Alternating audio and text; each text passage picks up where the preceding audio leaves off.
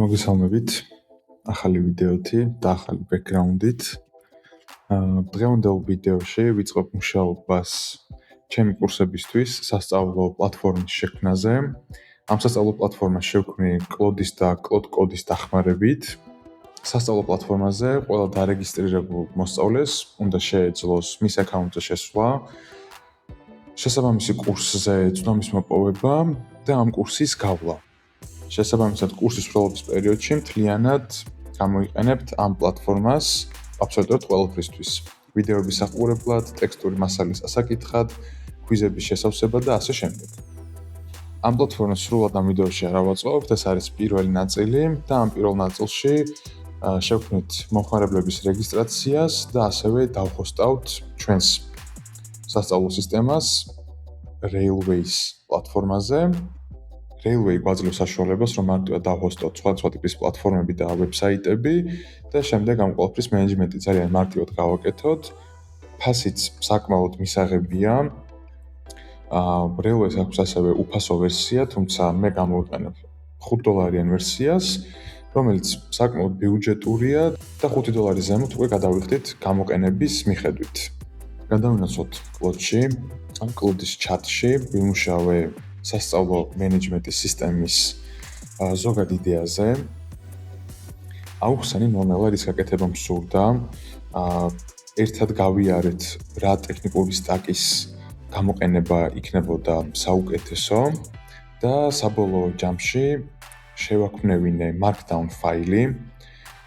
Markdown ფაილში წერია ზოგადი ინსტრუქციები, ასევე გათვალისწინებულია ის, რომ მე ამ ვიდეოებს სერიად ჩავწერ, შესაბამისად დღევანდელ ვიდეოში მხოლოდ პირველ ნაწილზე ვიმუშავებთ. ასევე გამოვიყენებთ სტრიმინგის პლატფორმას, ბანის და ეხლა უკვე შეგვიძლია დავიწყოთ პლატფორმაზე მუშაობა, რასაც ძალიან მარტივად გავაკეთებთ. პირველ რიგში გავხსნით VS Codes და შევქმნით ახალ რეპოზიტორიას, ან უბრალოდ ახალ ფოლდერს, სადაც ვიმუშავებთ. აქვე დავსტარტავთ Codes.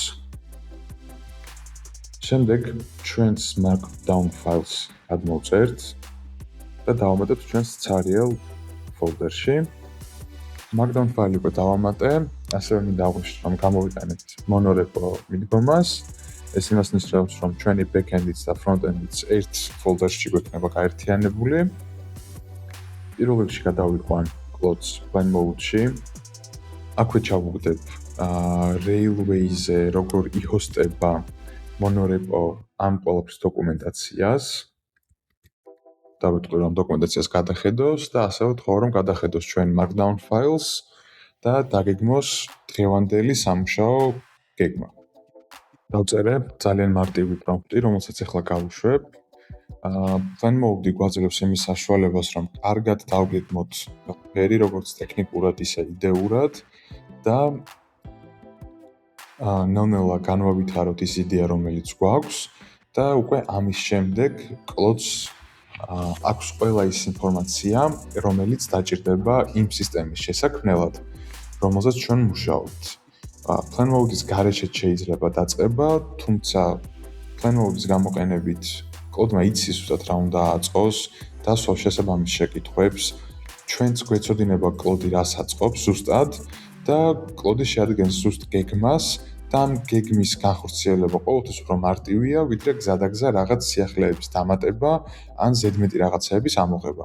ასე რომ plain mode-ი ტოკენების დაზოგვაშიც გვეხმარება ასე თუ ისე.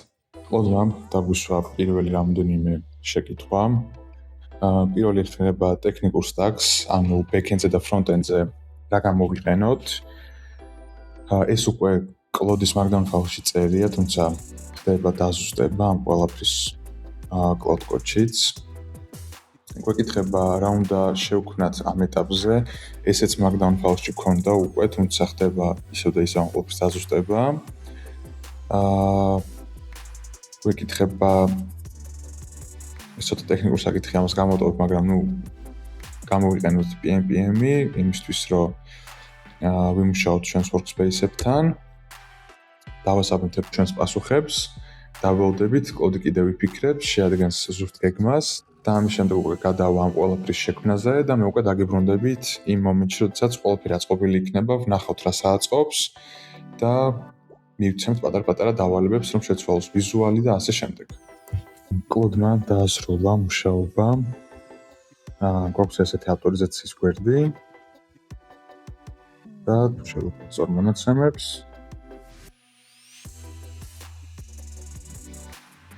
გვაქვს უკვე გამართული ავტორიზაცია, ასევე გვაქვს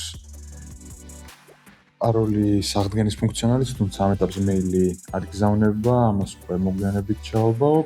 ეხლა მინდა რომ რაღაც დამატებითი გვერდებიც ავაწყოთ და მანამდე მინდა რომ ვიმუშაოთ კლოდთან ერთად დიზაინის ნაწილზე და შემდეგ უკვე გავაკეთებთ პატარა დიზაინ აპდეიტს. და ამ ვიდეოში ასევე გვექნება ამ პლატფორმის დახოსტვის ნაწილიც. მოდი თავისით აპდეიტებს, თავისში და მთავარ ფაილს. იცის როგორ პირველი ნაწილი აწყო, ეხლა გადავალთ უკვე მეორე ნაწილის აწყობაზე, აქაც გამოვიყენებ plan modes და დაგიბრუნდებით უკვე იმ შედეგებით, რასაც აწყობს. კლოდმა დაასრულა მუშაობა, დღეს უკვე მეორე დღეა. ამასობაში ჩვენ შევქმნით ჩემი დაშბორდი, საიდან შევძლებთ რომ კურსების ინფორმაცია შევავსო. შევქმნით სტუდენტის მხარე და ასევე კლოდს გავუგზავნეთ ჩემი ბრენდბუქი და ყველაფერი ვიზუალურად მოარგოთ ჩემს ბრენდბუქს. ეხლა შევიდეთ სისტემაში. რეალურად, როდესაც ჩემს კურსს შეიძენთ, ამ პლატფორმაზე გაგეხსნებათ წვდომა. რა თქმა უნდა, ეს ჯერ დასრულებული არ არის, თუმცა ყველანაირი ინფორმაცია, რომელიც დაგჭირდებათ, იქნება აქ, ასევე კურსების ინფორმაციაც გვექნება აქ. აქ გამოგიჩნდებათ ყველა ის კურსი, რომელსაც შეიძენთ და თითოეულ კურსზე გამოგიჩნდება თქვენი პროგრესი. თითოეულ კურსზე გვაქვს ლექციები, ვიდეო სესიები, ასევე გვაქვს კვიზები ყოველი მოდულის ბოლოს.